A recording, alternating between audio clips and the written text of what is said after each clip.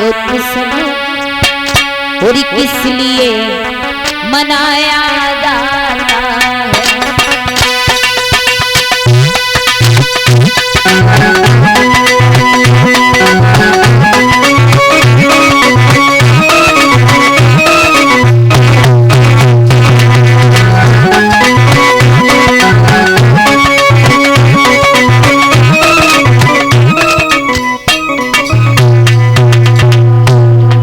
भगवान बोले हैं मैया यशोदा से, माँ मैं क्या देख रहा हूँ, वृंदावन में सभी नर नारियां बड़े हुए खुश घूम रहे हैं और हर घर में सुगंधी आ रही है, खुशबू आ रही है। बोले भगवान मैया ये आज नया उत्सव किस लिए मनाया जाता है, किसके कारण सत्कार श्यामा ने सजाया जाता है।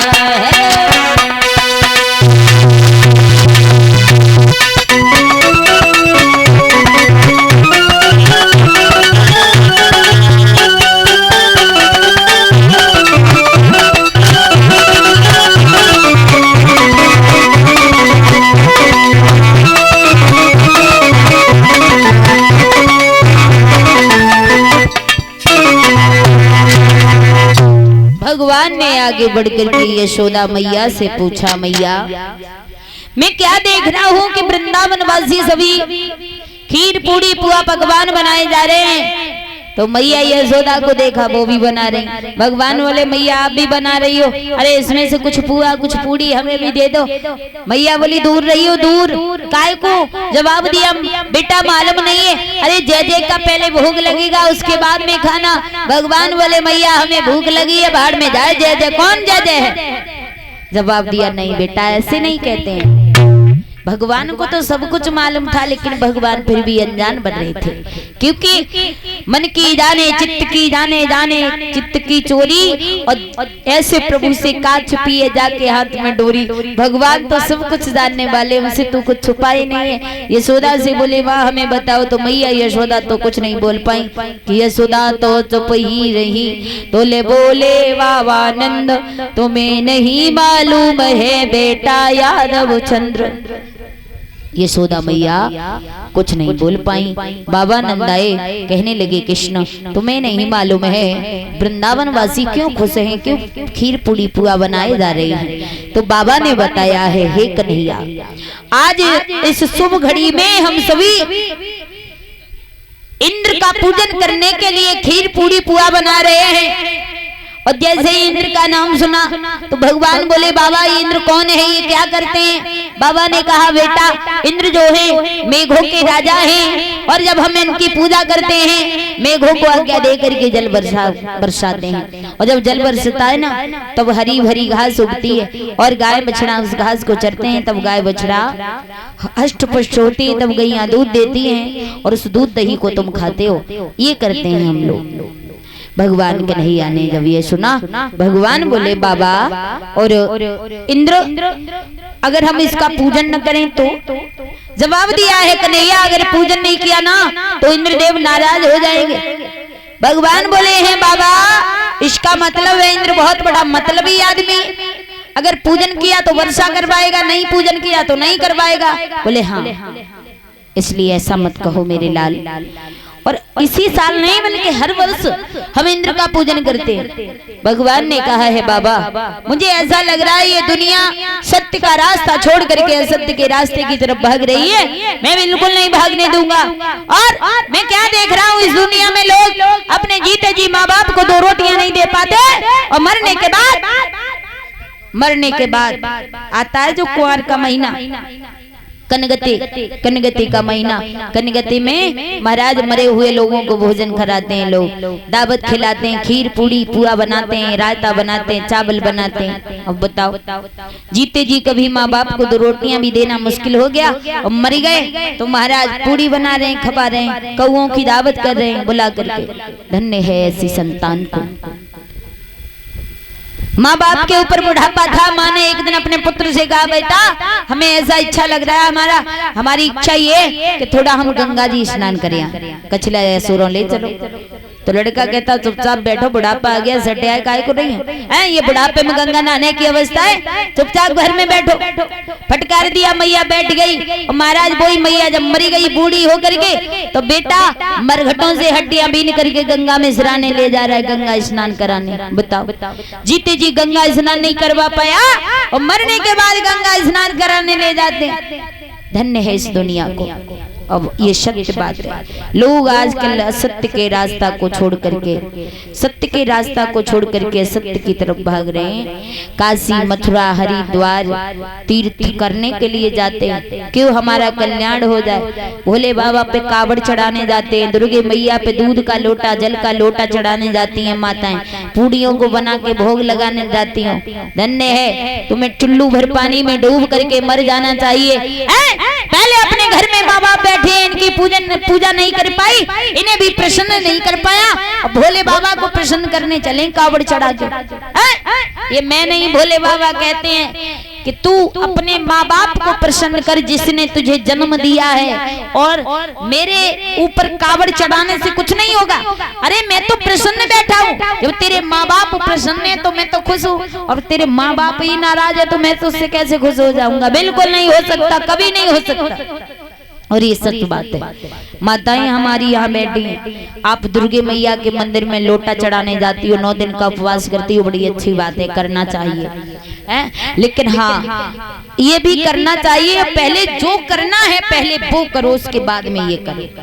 आप मंदिर में जाकर के देवी माँ के ऊपर लोटा चढ़ाती हो, लेकिन घर में जो बूढ़ी सास बैठी है इसकी कभी आपको फिक्र नहीं है, इसे कभी 2 रोटियां प्रेम से आपने नहीं खवाई है। जल का लोटा चढ़ाने से देवी मैया कभी आपसे प्रसन्न नहीं हो सकती है।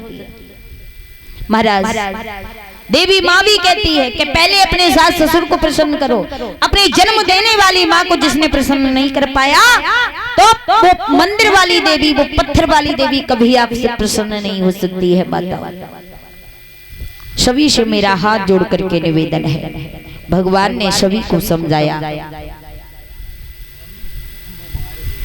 बाबा से कहा है, बाबा ये दुनिया बहुत ही अंधी है, इसलिए मैं इस दुनिया को असत्य के रास्ते पर ले जाऊंगा, असत्य का रास्ता छुड़वाऊंगा। और ये सच बात देखा होगा आपने, एक माँ 4-4 पुत्रों को जन्म देती है, 4-4 पुत्रों को एक माँ पाल लेती है ना। और जब वो 4 पुत्र बड़े हो जाते हैं, उनकी शादी हो जाती है, 4 के 8 हो जाते हैं, दूने 4 के 8 हो जाते, पर उन 8 से 2 माँ बाप का पेट नहीं पलता है, जिन्होंने 4 पुत्रों को पाल लिया था।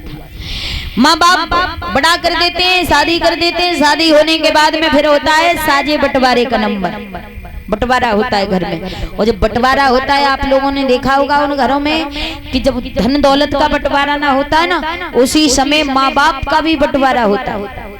माँ बाप का आपने देखा होगा, लड़के कहते हैं कि 1 महीना डुकरा तेरे पास रहेगा तो 1 महीना डुकरिया मेरे पास रहेगी, 1-1 महीना बंटवारा होता है माँ बाप का। बताओ, माँ बाप ने तुम्हारे लिए कभी बंटवारा नहीं किया था, 4 पुत्र एक साथ में पाल लेती थी वो माँ जो हम भूखे होते थे तो मैं अपने मुंह का निवाला निकाल करके खिला देती थी, वो माँ जो हम पेशाब रात में बिस्तर पर कर देते थे तो हमें सूखे में सुला लेती थी और खुद गीले में लेट जाती थी। उसी माँ के उपकारों को हम और आप भूल करके उन्हें बुढ़ापे में 2 रोटियां भी नहीं दे पाते, और तीर्थों में जाकर के बहुत पैसा खर्च कर आते हैं हम और आप। कोई कहे कि कथा भागवत करवाओ, 7 दिन बैठ करके कथा भागवत सुनो और अपने माँ बाप को कभी 2 रोटियां मत दो और भागवत सुनो, यज्ञ करो, हवन करो, उसमें भाग लो, आपका उद्धार हो जाएगा। पर मैं तो ये नहीं कहती कि आपका उद्धार हो जाएगा। कितनी भी कथा भागवत करवाओ, कितना भी यज्ञ करवाओ, कितनी भी यज्ञ करवाओ, कुछ भी करवाओ, महाराज जब तक आपने अपने माँ बाप को प्रसन्न नहीं कर पाया तो कथा भागवत करवाने से कभी आपका उद्धार हो ही नहीं सकता। कुछ भी करो, कथा भागवत तो ये बात की बात है। पहले अपने माँ बाप को प्रसन्न जिसने नहीं कर पाया, कभी भगवान को प्रसन्न नहीं कर सकता मेरे भक्तजनों। इसलिए यहाँ पर जितनी हमारी माताएं बैठी हैं, जितने भाई बंधु बैठे हैं, एक माँ जो होती है ना, उस माँ को पूछा जाए कि माँ जिस समय बच्चे को जन्म देती है, जन्म उस समय माँ जिंदगी से गुजर रही होती है, मौत से। उस समय माँ को पूछिए कि माँ अपने पुत्र को कैसे जन्म देती है, पुत्री या पुत्र को, और वही पुत्र अंत में धोखा दे जाए, वही पुत्र अंत में बुढ़ापे में जाकर के रुलाएं, आंखों में आंसू लाएं, तो महाराज ऐसी संतान से फिर क्या फायदा हो। इसी बीच में हमारे पास में रतन फोटो स्टूडियो सलेमपुर बीबी से 50 रुपए भिजवा रहे हैं। 50 रुपए विनय कुमार भड़ेरी से ये हमें सम्मान कर रहे हैं 50-50 रुपए से। भैया सुख शांति भगवान ने दे, लक्ष्मी हाथ में बास करे, सम्मान में सम्मान मिले, प्रभु से यही आशा अभिलाषा है। तो महाराज ऐसा ही करना चाहिए। जो माँ बाप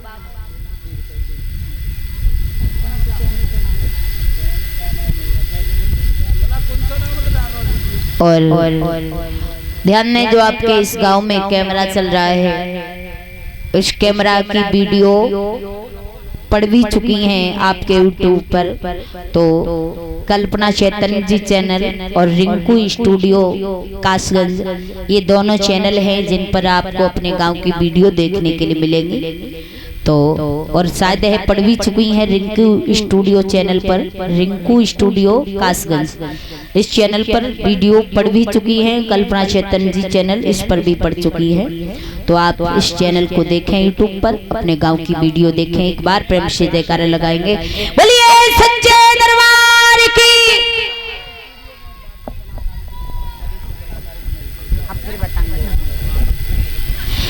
श्री सुखदेव जी कहते हैं, उत्तरानंदन परीक्षित महाराज भगवान कन्हैया समझाते बाबा नंद को, बाबा इसलिए मैं इंद्र का पूजन नहीं होने दूंगा। भगवान ने कहा क्या कहना चाहते हो? कहा बाबा मैं ये कहना चाहता हूँ। कहा मैं इंद्र का पूजन नहीं होने दूंगा। इंद्र कौन है? अरे इंद्र बहुत बड़ा मतलबी है, थोड़ा सा यज्ञ हवन करके उसने इंद्रासन को प्राप्त कर लिया, वो भगवान हो गया। हम उसे कभी भगवान नहीं मान सकते। बार बार भगवान कन्हैया कहते हैं, नंद बाबा ने कहा है कृष्ण अगर हमने ये सब कुछ नहीं किया ना तो इंद्र हमसे नाराज हो जाएगा। भगवान बोले नाराज हो जाएगा तो कौन से हमारे गेहूं के खेत के गेहूं काट के ले जाएगा, हो जाने दो नाराज, और हम इंद्र का पूजन नहीं करेंगे। मेरे भैया बाबा बार बार समझाते हैं पर कृष्ण एक बात नहीं मानते हैं। भगवान कन्हैया ने कहा बाबा हम इंद्र का पूजन न करके और जिसका हम पूजन बताएं उनका पूजन किया जाए। किनका? तो भगवान बोले हैं कि हे बाबा नंद कि जिस पर हम लोग विचरते हैं और गैया बछड़ा सब चरते हैं, उन गोवर्धन की महिमा से दिन रात किलोले करते हैं। कहा कि आज हम सभी वृंदावनवासी इंद्र का पूजन न करके बल्कि भगवान गोवर्धन का पूजन करेंगे कि सबका मालिक गोवर्धन है और उनका ही सच्चा पूजन है। अध्यात्म भाव से देखो तो सबका मालिक गोवर्धन है। इसलिए जिस पर हम सब लोग रह रहे हैं और भला जिनको कोई काम सौंपा नहीं गया है फिर भी वो हमारी रक्षा कर रहे हैं, और जिसको काम सौंपा गया है वो घमंड कर रहा है। अरे इंद्र को तो हमारी रक्षा का काम सौंपा गया, वो तो न पूजन करेंगे फिर भी वर्षा करेगा, क्योंकि उसके वर्षा करने का काम है। इसलिए हम इंद्र का पूजन क्यों करेंगे? आज से हम बाबा भगवान गोवर्धन